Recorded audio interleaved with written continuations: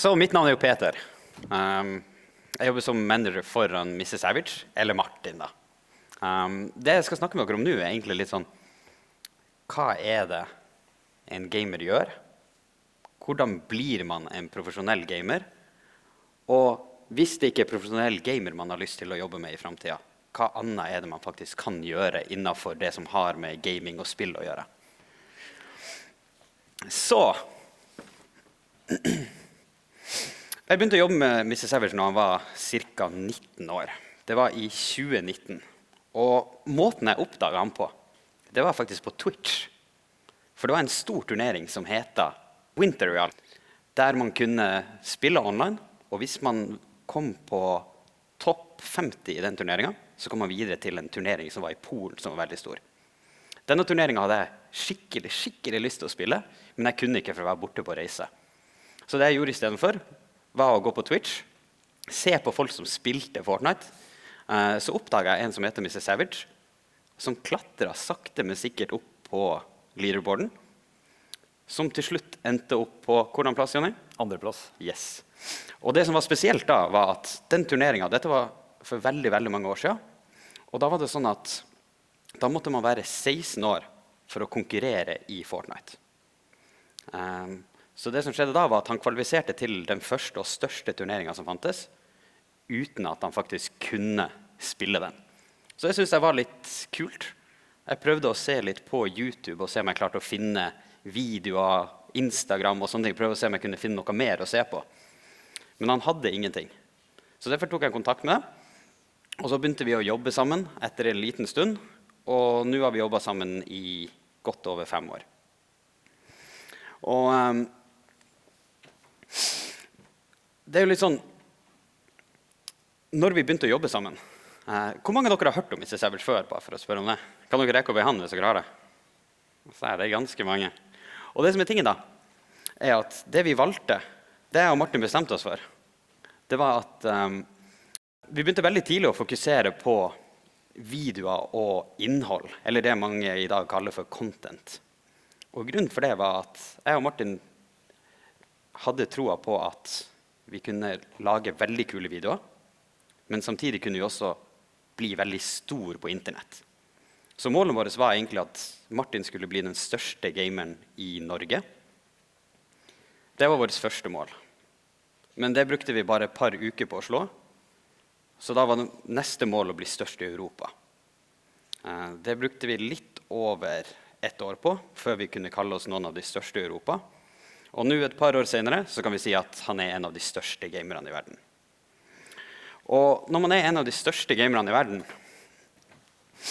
så er det jo veldig mange som mener at de kjenner deg. Veldig mange er det jo som ser på videoene, ser på alt det du lager.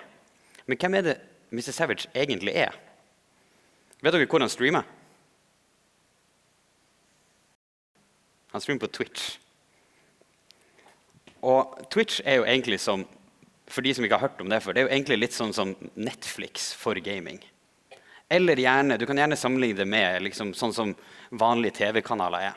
Du går på, og så er det de personene som er på, er tilsvarende de TV-kanalene og TV-programmene som går.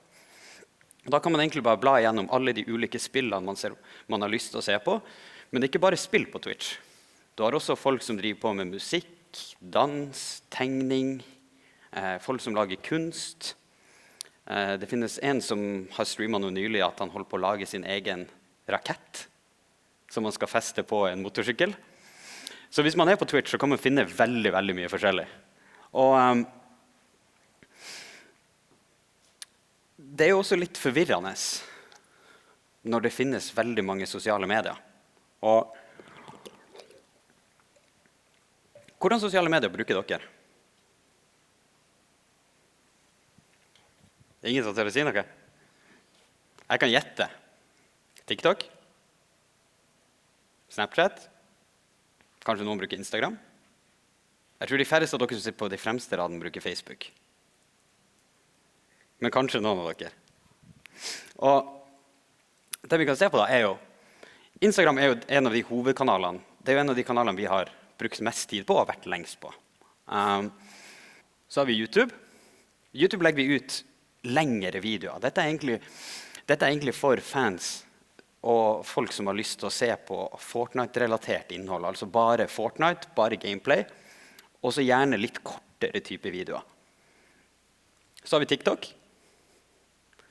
Og på TikTok er det jo det som kalles shortform, egentlig kortform, så det er veldig korte snutter, gjerne under 1 minutt, og de skal veldig ofte bare gå rett til det morsomme. Hvis ikke så scroller dere bare rett forbi. Så har vi Twitch, som er da TV-kanalen, eller der han streamer. Men så har vi har litt flere kanaler på disse sosiale mediene. Sånn som vi har 3 YouTube-kanaler nå. Snart 4. Og de YouTube-kanalene er litt annerledes. Du har denne som heter Mr. Savage Raw, som er mer sånn at hvis du har lyst til å se en lang film med Fortnite, eller Mr. Savage, og lære liksom hva gjør han ifra han lander til han er helt ferdig med runden, så kan man se absolutt alt her, for disse er ikke redigert noe som helst. Så har vi Shorts, som er igjen akkurat det samme som TikTok, bare på YouTube, som er mer korte filmer, går rett til action. Men så har vi jo litt flere. Er det noen sosiale medier jeg ikke har sagt, som dere tror vi kanskje også har? Ingen av dere som bruker Snapchat? Vi har Snapchat. Vi bruker ikke Snapchat så mye da. Grunnen for at vi ikke bruker Snapchat så mye, det er egentlig fordi at det er veldig vanskelig å lage kule snaps når det vi gjør vi gjør veldig mye av det samme hver dag da. Det skal Jonny komme litt mer tilbake til etterpå. Så har vi X, eller Twitter, som det heter før. Der har vi nylig inngått en avtale om streaming. Så hvis dere ser det symbolet der, så er han en av, jeg tror det er 10 stykk. Noe sånt. Ja, 10 stykk i hele verden som får lov å teste det og streame på X før det blir tilgjengelig for massen. Så her får vi lov å være med, og så får vi lov å fortelle hvordan vil vi at dette skal se ut, og hjelpe de å egentlig bygge hele streamingdelen.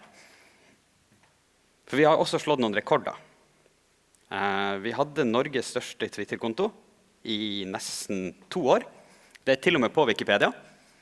Så hvis man søker på Twitter i Norge, så får man det opp. Nå er vi dessverre slått av Haaland, og det er ganske umulig å kunne konkurrere med ham, fordi at han har så ekstremt mange følgere. Jeg antar at dere kjenner Haaland. Men nå skal vi litt mer over på å snakke om liksom selve spill og turnering og sånn. Du har forskjellige typer turneringer. Du har det som heter LAN-event, og så har man det som heter egentlig invite-only-turnering, som er liksom litt 2 forskjellige ting. Noen turneringer så tar man med seg alt man har av utstyr hjemme, og så reiser man til stedet, setter opp, og så spiller man og konkurrerer. Mens på andre steder så må man kvalifisere seg hjemme, og så får man flybilletter og hotell og alt sånn av Fortnite, og så må man dra for eksempel til København eller til USA for å spille den turneringen. Det er 2 eller 3 sånne turneringer hvert eneste år, og vi har vært på alle utenom 1.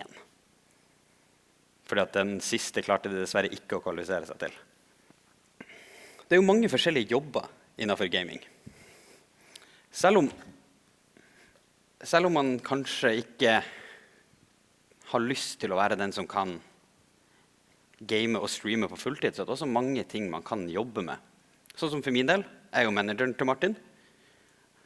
Så har du personer som er for eksempel de som har intervju. Du har personer, du ser han akkurat ikke bak der, men der har du de som caster, altså de som er kommentatorer for turneringen. Så når man ser på sendingen, så er det folk som sitter og kommenterer. Man har fotografene. Man har rett bak der, så står det også en administrator. Så de står og passer på når man spiller turneringer, at det er ingen som jukser eller gjør noe, ser på skjermen til sidemann og sånne ting. Så selv om man ikke har lyst til å jobbe med selve spilling i seg selv, så kan man fortsatt jobbe med spill innenfor alle de andre tingene rundt der. Og det er ganske ekstremt. Hvis dere ser på det bildet der, dette er tatt i København i fjor. Og dette var etter de vant en runde.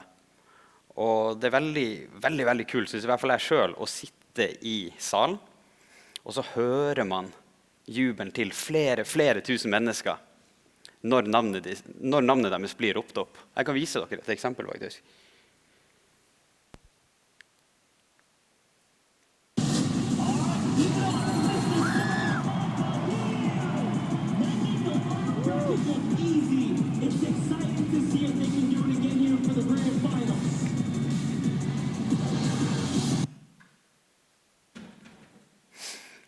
Det er jo en av de tingene jeg synes er morsomst. Det er jo det å reise rundt på turneringer, på forskjellige arrangementer og sånne ting.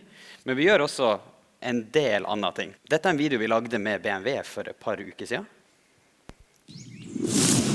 Let's paint a BMW 1 Series decal for Rocket League.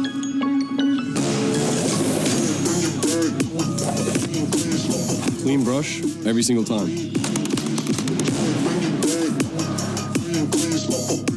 Just beat the devil out of it.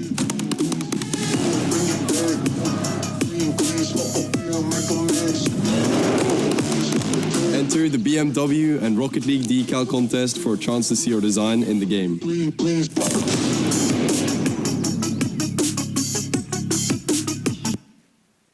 Så det vi gjorde her var egentlig at vi hadde en konkurranse, eller vi laget en annonse for BMW, der det var om å gjøre å tegne, eller lage det kuleste skinnet på en BMW, og de som lager det kuleste får det i Rocket League og i Fortnite. Men det er ikke bare sånne her type videoer vi lager, for dette er det er en litt morsom video å se på, men det er kanskje ikke de kuleste tingene vi er med på å lage, synes vi selv da. Men vi gjorde en ting i fjor som vi synes var skikkelig kult. Da inviterte vi en haug med andre Fortnite-proffer fra hele verden, og så hadde vi snøballkrig.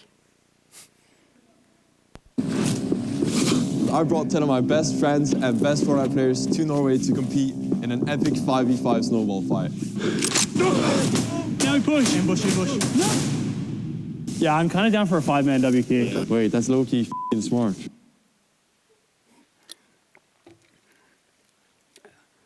Snøballkrigen var veldig gøy, og jeg har lyst til å vise et par videoer til bare. I kind of forgot where the spawn was.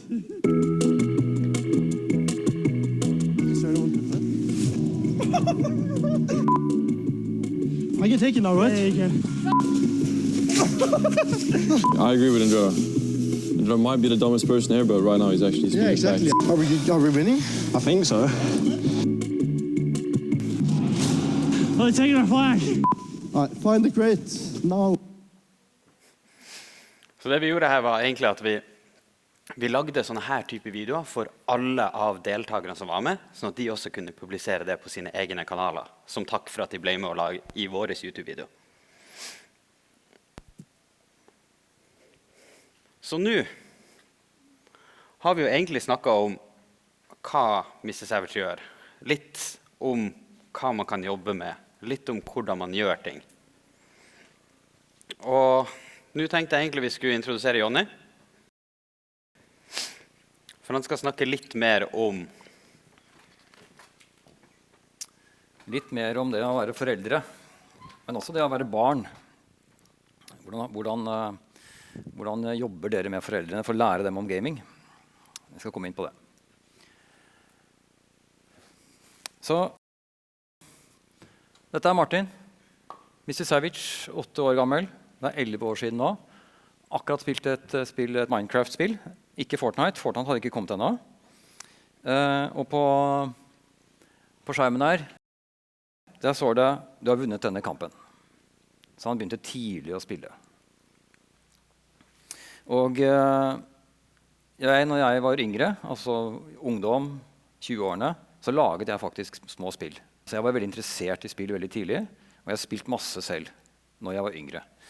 Og det betød jo at jeg kjøpte jo spillmaskiner til gutta. Jeg har to sønner. Så de fikk Nintendo DS, de fikk Nintendo Wii, PlayStation 2, 3, 4. Vi kjøpte en racerbilstol Ikke så tøff som akkurat på det bildet der, men litt enklere. Fikk mobiltelefoner for å spille på, og PC-er. Og litt til foreldrene. Det er jo sånn at når man kjøper inn litt dyrt utstyr til barna, så har jo det konsekvenser på godt og vondt. Det medfører et ansvar. Og kjøper man en sykkel til et barn, så hjelper jo foreldrene dere med å lære å sykle. De er med dere ut og hjelper dere. Og hvis de sykler mer, så er de med å passe på. Men kjøper man en spillmaskin eller en PC, hvor er foreldrene da? Er de med dere og spiller Fortnite? Noen yngre foreldre, kanskje.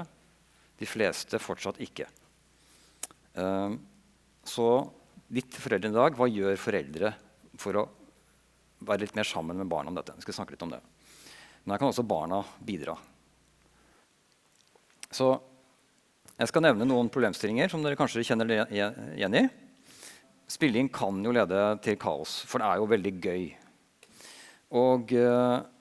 Men vi, altså Martins foreldre, jeg og kona, opplevde flere problemer. Det ene er jo tidsbruk. Hvordan skal vi begrense tiden? For man må jo sove, ikke sant? Man har skole dagen etterpå. Man må jo bevege kroppen. Kanskje spille fotball eller håndball eller hva man driver med. Og så er det hvor mye tid bruker andre barn. Hvis noen spiller mye, så vil dere spille like mye som dem, kanskje, men da rekker ikke de andre tingene. Og spiller de på samme tid. Kanskje noen spiller klokka 5, andre spiller klokka 7, men du gjerne spiller med han og andre som spiller på en annen tid enn du får lov til. Masse grunnlag for konflikter. Så det vi gjorde med Martin, var at vi forsøkte å lage avtaler etter hvert som han vokste opp. Og de ble jo selvfølgelig brutt, selvfølgelig. Og hvor strenge skal man være? Hvilke grenser skal man sette? Vi har skrudd av spillmaskinen for Martin, vi har skrudd av internett. Vi har hatt diskusjon om hvilke spill Martin skal få lov til å spille. 18-årsgrense og sånne ting. Jeg og kona har vært uenige seg imellom. Og vi har tatt vekk spillmaskinen og tatt han vekk fra pulten sin. Kjenner igjen disse problemstillingene, både voksne og barn. Ja, noen nikker, ser jeg. Så hvordan komme bort fra dette kaoset? I hvert fall som forelder kan jeg si til dere barn og kanskje voksne at det er en følelse av at man ikke strekker til som forelder. Man skjønner ikke hva barna driver med, selv om man kanskje vil skjønne det. Så jeg skal prøve å gi dere noen håndtak, noen knagger å henge ting på i dag for foreldrene. Og så for dere barna også se om dere kan snakke med foreldrene hjemme etterpå. Og det er å se at det er opptak i dag og sånne ting, så denne her kommer forhåpentligvis på YouTube etter hvert. Og da kan dere kanskje be foreldrene ta en titt på filmen også. Men jeg må skuffe dere hvis dere tror at vi kommer med en endelig løsning. Det gjør vi ikke. Men vi skal dele noen erfaringer. Hvordan vi løste ting. Og fundamentet det er læring og forståelse. Og foreldre må bruke tid på å sette seg inn i barnas verden. Akkurat som med sykkel, akkurat med fotball, håndball, hvilken idrett man driver med. Og hvordan. Vi skal bruke Fortnite som eksempel. Nå skal jeg sammenligne Fortnite med fotball. For de som ikke kan Fortnite, men kanskje kan fotball eller håndball, et annet sånt spill som er veldig vanlig. Arenaen er ikke en fotballbane, men det er som i hvert fall dere unge vet, en stor øy.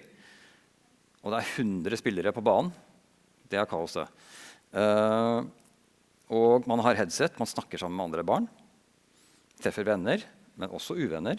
Hvert spill varer opp til 25 minutter cirka. Å avbryte et barn som spiller midt i et spill, det er jo som å trekke nesten barnet ut av fotballbanen midt i en omgang. Men hvordan vet man hva som er starten og slutten på et spill? Det skal jeg vise etterpå. Det finnes også større konkurranser. Disse 25-minutterspillene, når Martin Misicevic deltar i konkurranser, så kan det være opp til 10 games, 10 sånne 25-minutters omganger. Og det tar 3,5 timer å spille, og de er ferdig kanskje 10:30 på kvelden. Og da er Martin full av adrenalin, og når han var 12-13-14 år og spilte da, hvordan skal han da få sove? For det er skole dagen etterpå, ikke sant? Hvordan løser man det? Kommer tilbake til det. Men tilbake til dette med regler. Vi diskuterte regler med Martin for når og hvor lenge han kunne spille. Og så skrev vi disse ned. Så vi lagde faktisk en familieavtale, bare på 1,5 side. Og det viktige var kanskje ikke avtalen, men at vi faktisk snakket om det. Og det vi har på denne avtalen her, det er hvorfor spilte Martin? Det er veldig viktig å være klar over hvorfor man gjør ting, ikke sant? Han spilte for å ha det gøy. Er det ikke gøy lenger, så bør han egentlig se om han skal gjøre andre ting. I hvert fall for en periode. Vi snakket om morgenrutiner. Ikke sant? Vi bor jo i Oslo. Når skal han være på T-banen for å rekke skolen og sånne ting? Når skal han vekkes? Når er det frokost? Veldig detaljert, egentlig. Men da fikk vi i hvert fall snakket om det. Vi snakket om når han skal legge seg. Og det varierte jo litt med hvilken dag det var, for Fortnite-konkurransene er ofte på fredag og lørdag. Så da fikk han legge seg senere enn andre dager på grunn av skolen. Når skal han ha middag, og når skal han trene fysisk, ikke bare Fortnite, ikke spilling. Så Martin hadde når han var 12, 13, 14, trente 2 ganger i uka. Han trente bordtennis, trente fotball, og hadde også styrketrening hjemme. Og nå i dag, nå er han 19 år, nå trener han 6 dager i uka, litt grann før han begynner dagen. Og så la vi ukeplaner, fordi foreldre har behov for å vite hva skjer i uka som kommer. Ikke sant? På torsdag skal man ha en middag. Da har foreldrene behov for å vite om det er en Fortnite-konkurranse eller noe annet som skjer med vennegjengen på den torsdagen. Så på søndager så forsøkte vi å snakke med Martin om hva skjer neste uke. Og hvordan får vi oversikt over konkurranser. Jeg kommer tilbake til det også. Og så er det jo en liten kuriositet da, fordi Martin fikk jo første kontrakt når han var 14 år. Tenk dere å få første jobb med et stort amerikansk e-sportorganisasjon når han var 14 år. Så vi måtte finne ut av arbeidstider også, og det er visse formelle regler å forholde seg til. Så det måtte vi også sette oss inn i.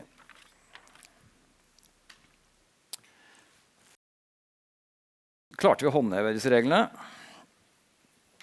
Til en viss grad. Tidsbruk, når det gjaldt tidsbruk. Vi forsøkte å sette grenser. Gjennomførte ikke så hardt. Det var litt som å fiske. Du drar inn fisken, ikke sant? Og så slipper du ut igjen litt, og så drar du inn igjen. I hvert fall for de som har fisket sterke fisker som laks og sånn. Vi kunne snakke om det. Det var viktig. Vi foreldre, jeg og kona, var uenige om hva som skulle egentlig være nøyaktig i reglene, så vi måtte passe på å diskutere først, så det ikke oppstår misforståelser. Det oppstår selvfølgelig misforståelser likevel, men vi kunne prate om det. Hvilke spill? Vi var nok ganske snille på hva Martin fikk spille. Men når han var yngre, så fikk han ikke spille 18-årsgrensespill. Når han begynte å bli 15-16, så vi han fra spill til spill hva han fikk lov til å spille. Og det godkjente vi. Og så brøt han selvfølgelig reglene til. Han spilte spill han ikke fikk lov til, men da snakket vi om det. Og for meg personlig så var det ganske viktig at Martin ikke spilte det jeg kaller dumme spill. Fordi det er veldig viktig med problemløsning. Å løse problemer, det lærer man ved å spille. Så for meg så var det viktig at Martin spilte spill som løste problemer. Så dette med sånne lootboxer, jeg vet ikke hva det heter på norsk, ja, Peter, med sånne bokseråpner i FIFA som bare er helt tilfeldige og sånn, det prøvde vi å unngå at han spilte. Og også sånne spill som det bare er på mobilen, bare tapper veldig, veldig kjapt sånn, prøvde vi å få han til å ikke spille. Men løse problemer, hvordan vinne et game i Fortnite, hvordan bygge bra i Minecraft og sånne ting forsøkte å få han til å gjøre. Så alltid nye situasjoner og problemstillinger. Aldri noe klart at han fulgte reglene helt nøyaktig og sånne ting. Vi snakket om det. Ble han syk, så kom han ut av det, ikke sant? Da fikk han kanskje spille mer, og så måtte vi komme inn igjen. Så beste rådet jeg kan få gi til foreldre er å sette seg inn da, i barnets verden. Og så er jo spørsmålet hvordan setter man seg inn i dette her. Og det skal jeg komme inn på nå. Så man kan faktisk prøve å spille litt selv. Martin så jo når jeg spilte de første gangene. Han bare lo skikkelig, for jeg er jo ikke noe god i Fortnite. Men jeg forsøkte i hvert fall. Har ikke en eneste Victory Royale. Jeg har ikke vunnet en eneste spill. Men har prøvd å sette meg inn i reglene. Og jeg har sett mange av hans spill. Jeg har sett på YouTube. Og sett andre som forklarer om spillet. Så til dere foreldre, sett av litt tid. Se litt på YouTube. Spør barnet hvilke YouTube-filmer bør jeg se. Og dere barn, kanskje dere skal faktisk se her, pappa eller mamma. Her kan du se, så lære litt hva jeg driver med. Nå skal vi gjennom 25 minutter spill på 1,5 minutt. For vi skal se litt på hvilke faser er det i et Fortnite-spill. Og dette er Fortnite, men dette er gjenbrukbart også for andre lignende spill. Og er på en måte et eksempel på hvordan man kan tenke når man skal sette seg inn i den verden der. Da. Skal vi se.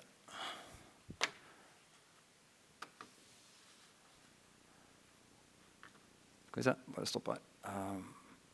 Der. Er det noen som vet hvilke faser er det i et Fortnite-game? Nå må dere litt unge her si noe. Hva er det første som er i det står lobby der? Vet dere hva lobby er for noe? Ja. Så dette skjermbildet her viser egentlig lobbyen. Der står det én spiller. Dette er før et game har startet. Så her er det faktisk et tidspunkt som foreldre kan avbryte barnet på og si at nå må du komme og spise middag. For spillet har ikke begynt ennå.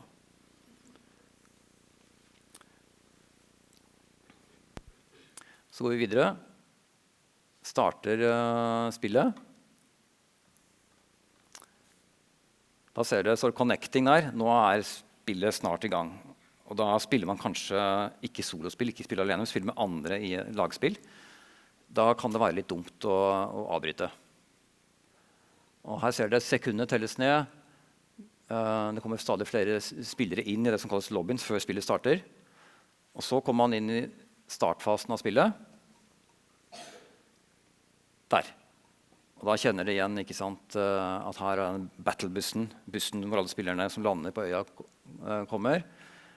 Nå er det for sent å avbryte barnet. Det er litt dumt. Det er som å ta ut barnet fra fotballbanen. Og her ser dere antall spillere. 94. Man lander. Midgame, altså midt i spillet. Det er som sagt omtrent 100 spillere som starter. Og her ser dere tallet 50. Og det ser man oppe til høyre.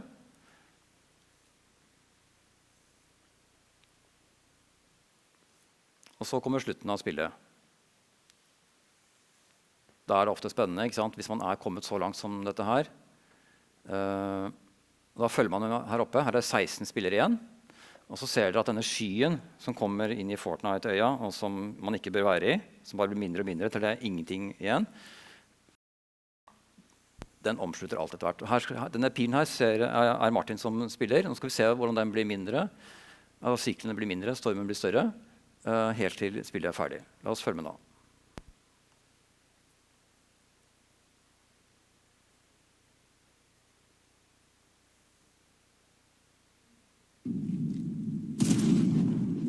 Nå er det bare han og en igjen. Come on, spray me out, bro. Spray me out.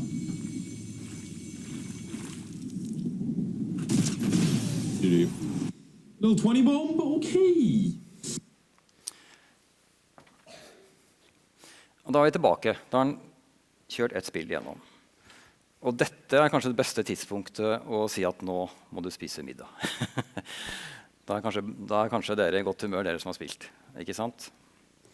Ja. Så dette er egentlig ganske fundamentalt for hvordan man bør sette seg inn ting. Jeg kan ikke alle regler med alt som er av utstyr i Fortnite og alle sånne ting. Det kan jeg ikke, men jeg kan akkurat dette her. Så jeg vet liksom hvor langt man har kommet.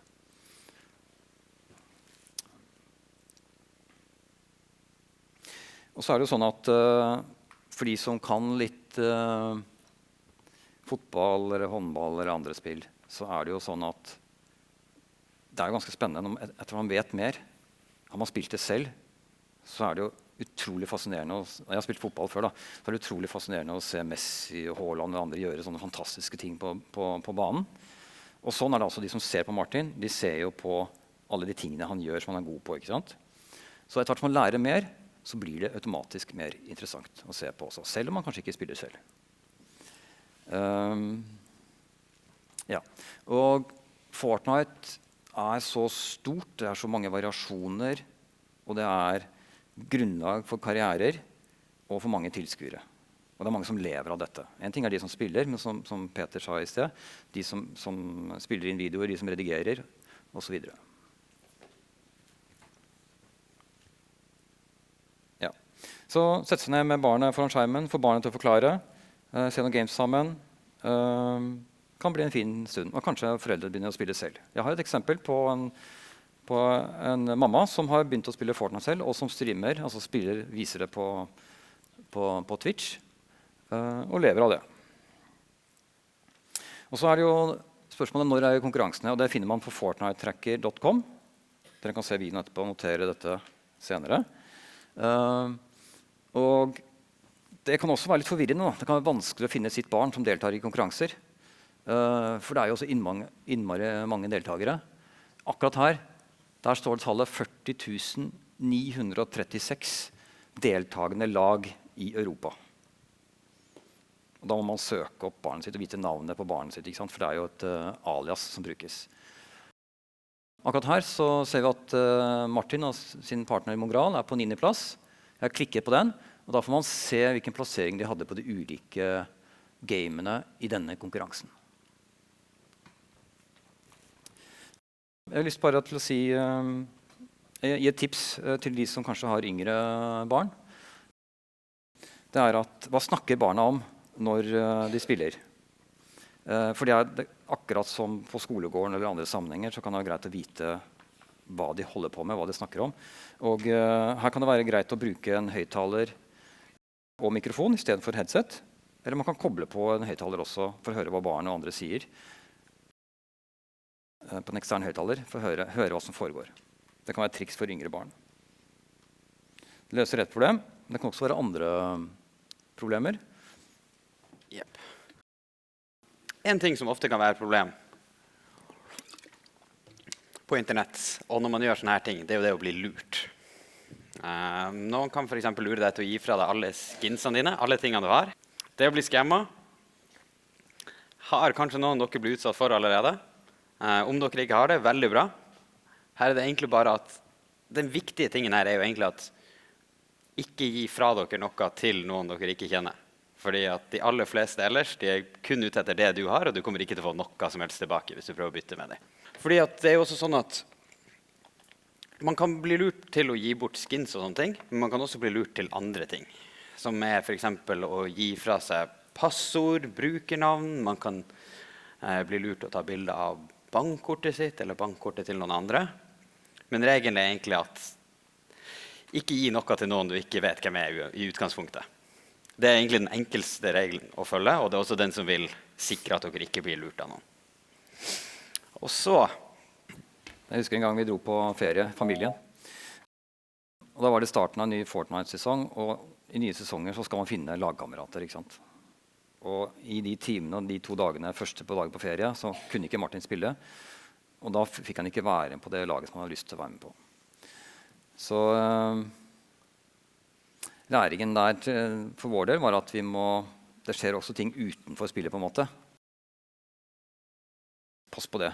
Være med på laget, ikke være med på laget. Det er mange sosiale ting som foregår. Det er et online spill, ikke sant? Så snakk med barna om hvem de spiller med. Og dere barn, si gjerne til foreldrene hvem dere spiller med. Så et annet problem Martin har hatt, når han spiller så mye, han er jo profesjonell, ikke sant? Og da spiller han veldig mye. Altså 6-7 timer hver dag, 6-7 dager i uka. Og det er ikke alltid sunt å spille så mye, så han kan bli tørr på øynene. Så han bruker saltvannsdråper for å passe på øynene sine. Men han gjør også øvelser. Øynene har jo små muskler, så det er ganske viktig å passe på øynene. Så han gjør sånne fokusøvelser. Kan gjøre i hvert fall. Sånn, og så gjøre sånn. Og så se på dette uten å bevege hodet. For da trener man øyet. Dette også etter å ha sett lenge foran en skjerm og sett sånn, så bør man også se langt. Så Martin, hvis dere følger med veldig nøye, så tror jeg ser at Martin faktisk gjør det. Det synes ikke så mye når han spiller. Men han ser faktisk langt unna og gjør sånn for å jobbe med øynene. Og han også ser heller ikke når han spiller, men han rister på hendene. Han gjør ulike andre øvelser også. Ja, det finnes mer på sånn oppvarming i gaming på den adressen der. Vi skal skrive opp den når den kommer på YouTube. Han har hatt problemer også med armene. Og det finnes også spesialøvelser for armene. Det ser så vidt illustrert der. Jeg skal ikke gå mer inn på det nå. Han gjør også det. En liten ting jeg har lyst til å nevne dette er et bilde fra duokameraten til Martin, Benji Fishy, som spilte i VM sammen med i 2019. Benji holdt armen litt grann feil. Så mye feil når han holdt musa. Så han fikk problemer, store problemer etter hvert i 2019, fordi han holdt den litt feil. Så det er også da å sitte godt, sitte riktig, ikke sitte sånn for eksempel, ha god ryggstøtte og sånne ting er også viktig der. Skole, det er jo et eget foredrag i seg selv, så jeg skal ikke si så mye om det. Finne balansen mellom skole og gaming, i hvert fall når Martin ble profesjonell, det var vanskelig. Så vi har ikke noe godt svar der, men det vi gjorde, i hvert fall i Oslo da, var at vi flyttet han til Montessori-skole, for Montessori-skolen har lengre skoledager, men har ikke lekser. Dermed så blir det frigjort tid på kvelden. Ja. Nå har jeg sagt om problemer, men problemer kan man lære av, og det skal Peter si litt mer om nå. Det er jo veldig mange ting gaming kommer til å gjøre deg bedre i. En av de tingene er jo problemløsning. Dere som spiller Fortnite i dag, eller spiller Roblox eller noen andre typer spill, vet jo at disse tingene oppdateres hele tiden. Det kommer nye ting. Altså, ofte en gang i uka. På noen spill kommer det ting flere ganger i uka. Og det gjør jo at det alltid kommer noe nytt som man må lære seg, og man kan alltid tilpasse seg tingene. Sosiale ferdigheter, samarbeid, lærer man også veldig mye av. Man snakker jo ofte med folk man aldri har snakket med før, hvis man queuer opp. Man kan lære seg veldig mye om språk. Martin blant annet lærte seg å snakke flytende engelsk, bare på gaming stort sett. Nå er det jo sånn at det er veldig mange rundt omkring i verden som tror at han er amerikansk og ikke norsk, fordi at engelsken hans er med en sånn amerikansk aksent da. Sånn. Så gjennom dette, så har han jo, altså gjennom gaminga, så har han jo fått venner fra hele verden. Man får en veldig stor mestringsfølelse når man gamer, spesielt hvis man vinner, og når man klarer de tingene man faktisk har lyst til, når du går opp i level, eller du kan gå i prestige. Altså det er veldig mange ting man kan gjøre innenfor gaming da. Motivasjon og utholdenhet. Et spill kan jo vare veldig lenge, en turnering kan vare ekstremt mye lengre. Så man lærer seg faktisk å kunne holde på å gjøre vanskelige ting over lengre tid, samtidig som man holder fokuset oppe. Og Martin har jo jobbet veldig lenge og målrettet mot å faktisk kunne klare disse tingene. For når man skal konkurrere på det øverste nivået, så er det kun de små tingene som skiller den aller beste ifra de andre i lobbyen. Fordi at når man har 100 av de beste spillerne i verden i et game, så er det, altså det er ekstremt tilfeldig. Altså det er bare små ting som gjør at person nummer 1 vinner i stedet for Martin, for eksempel. Og jeg snakket jo innledningsvis også om at det er jo forskjellige ting man kan gjøre når man jobber med gaming. Og jeg har lyst til å ta opp dette bildet igjen. For egentlig å si sånn, altså, hvis vi skal se på alle de typer jobbene da, så har du jo de som er type e-sportutøver, som Martin og Vedil. Man har for eksempel sånne som Amar, som også spiller Fortnite, men hans jobb er egentlig kun å lage videoer og innhold. Han er jo en content creator, han er ikke en proffspiller. Så har man sånne som Motor, som er der. Motor var en proffspiller før, var også en større streamer før, mens nå, det eneste han gjør, det er å dra rundt på sånne her type arrangementer og være med da på andre sitt innhold for det meste. Og så har du jo alt det som skal til for å lage et arrangement som det her. Det er veldig mange personer som gjør alt fra det å designe trofeet, til å bygge denne arenaen, til å styre lys og lyden, sånn som vi har her bak, til å være de som filmer, de som tar vare på alle spillerne, de som planlegger dette. Så hvis det er sånn at dere er veldig interessert i gaming og har lyst til å gjøre ting rundt det, så er det veldig, veldig mange muligheter for dere. Og man kan jo til og med også gjøre det Jonny gjorde tidlig i sin tid, lage sine egne spill. Hvis dere faktisk prøver på det, så kan man for eksempel inne i Fortnite, så kan man lage sine egne maps. Du kan gjøre det på alle de enhetene du kan spille Fortnite på. Det er litt vanskelig, men det er ganske kult hvis dere klarer å lage deres eget map og faktisk få det ut på Fortnite. Så skal vi snakke litt om overgangen. For Martin sin del så det 6 punkter som vi vil si veldig viktig. Og den ene jo strukturert trening. Så har vi gode søvn- og matrutiner. Det veldig viktig å alltid få i hvert fall 8 timer søvn. Også veldig viktig at kroppen har det drivstoffet de trenger. Og der det jo egentlig sånn at erfaringer fra alle disse konkurransene som Martin har vært på rundt omkring i verden, det også en ting som gjør det litt enklere for han versus for eksempel en som blir proff i dag. Fordi at når du har vært på veldig mange turneringer, se for dere at dere skulle gått ut i den salen, og det 5000 som ser på dere, og så det kanskje 1 million som ser på dere hjemmefra i tillegg. Da man ganske nervøs før man skal ut på den scenen. Og det en ting som vi øver veldig hardt på, og måten vi øver på det på, egentlig ganske enkel. Det å gjøre ting som vi enten synes litt flaut, eller ting som vi egentlig ikke har lyst til å gjøre. Så jo mer man gjør disse tingene, jo mer man utsetter seg for det, jo enklere vil det være. Når man blir proff i noe, så må man bruke veldig, veldig mye tid på det. Og dere voksne har kanskje hørt om disse 10 000 timene som man må ha for å bli en av de beste i verden. Og Martin har brukt mer enn 10 000 timer på å spille Fortnite. Og da må jo foreldrene være til stede og hjelpe til. Men hvordan skal foreldrene vite at man god i Fortnite? Selv så oppdaget ikke vi det, jeg og kona, før han kom på den 2. plassen i 2018 i den Winter Royal. Jeg trodde han bare spilte for gøy. Og så fortalte han meg at han kom på 2. plass. Så gikk jeg og jobbet videre, gjorde noe annet. Så sjekket jeg 2. plass. Han var jo ganske fornøyd. Hva skjedde egentlig? Så sjekket jeg, og så var det vel, husker ikke antallet, 70 000 lag. Han har kommet på 70 000 spillere, og han kom på 2. plass i turneringen i Europa.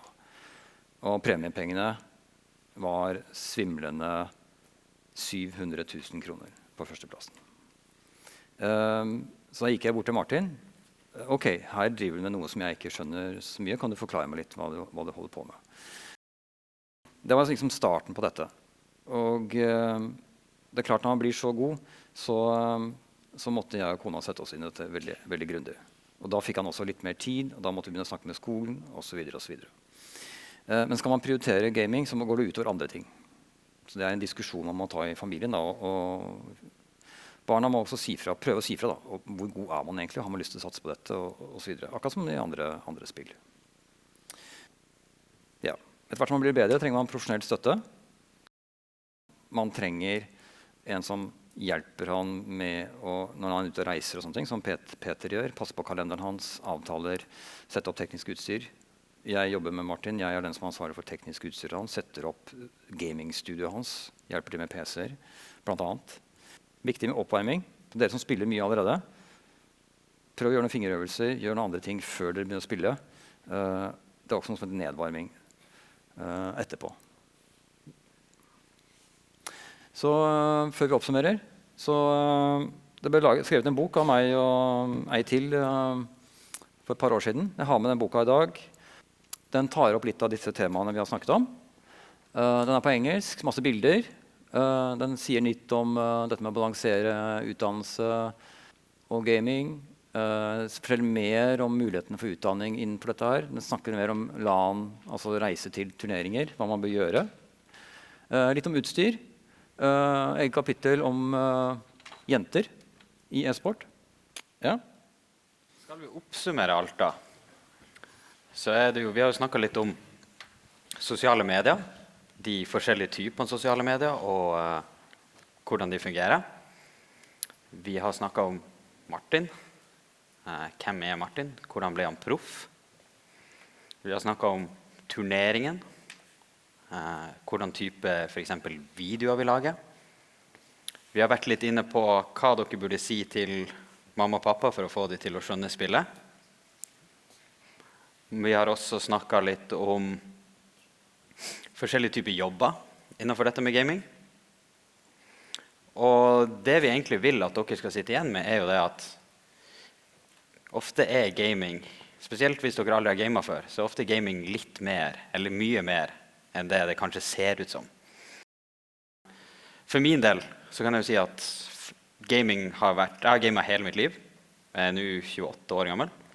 Og gaming kanskje det mest sosiale jeg gjør i mitt liv. Fordi at uansett hvor jeg er i verden, så kan jeg alltid logge meg på og spille med vennene mine som er enten andre steder i verden eller hjemme i Norge. 2 klikk, og så føles det ut som vi sitter i samme rom. Og den sosiale delen med å sitte sammen med noen og spille, selv om man ikke sitter i samme rom, selv om man ikke kan se hverandre, er utrolig bra. Og det kan ofte sammenlignes som å kjøre bil med noen. For det er ofte veldig lettere å snakke om kanskje litt vanskeligere tema når man sitter i en bil, versus når man ser på hverandre. Og grunnen for det er jo rett og slett at man ser ikke ansiktet til hverandre like lett. En person må se rett frem hele tiden. Og når man gamer, så er det veldig likt. For dette er en ting som har vært viktig for oss siden dag 1, at vi alltid skal være snille og greie med alle sammen, og vi skal aldri gjøre noe stygt på internett, fordi at internett glemmer aldri hva det har gjort. Tusen takk for oss.